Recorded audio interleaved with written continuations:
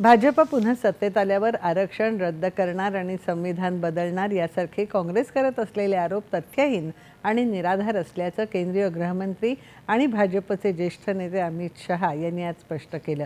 आसाममध्ये गुवाहाटी इथे प्रसार माध्यमांशी ते बोलत होते।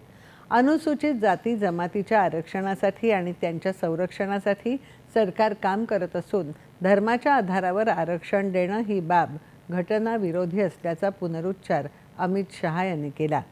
अब की बार 400 पार या भाजपच्या नाऱ्यापासून जनतेचे लक्ष हटवण्यासाठी काँग्रेस चुकीच्या गोष्टी पसरवून लोकांमध्ये संभ्रम निर्माण करत असल्याचा आरोप शहा यांनी केला।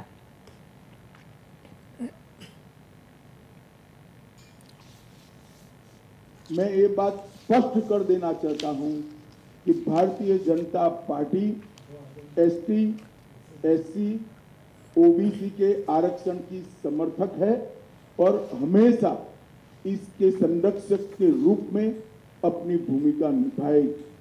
भारतीय जनता पार्टी स्पष्ट रूप से मानती है कि धर्म के आधार पर आरक्षण संविधान सम्मत नहीं है, गैर संवैधानिक है और जब भी इन राज्यों में हमारे पास अधिकार आएगा हम ये धर्म के आधार पर लादे गए आरक्षण को समाप्त कर एसटी, एससी और ओबीसी को हम न्याय दिलाने का काम करेंगे।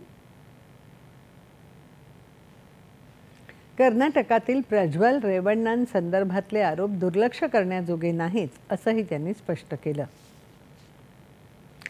पंतप्रधान नरेंद्र मोदी यांचा महाराष्ट्रात झंझावाती प्रचार सुरू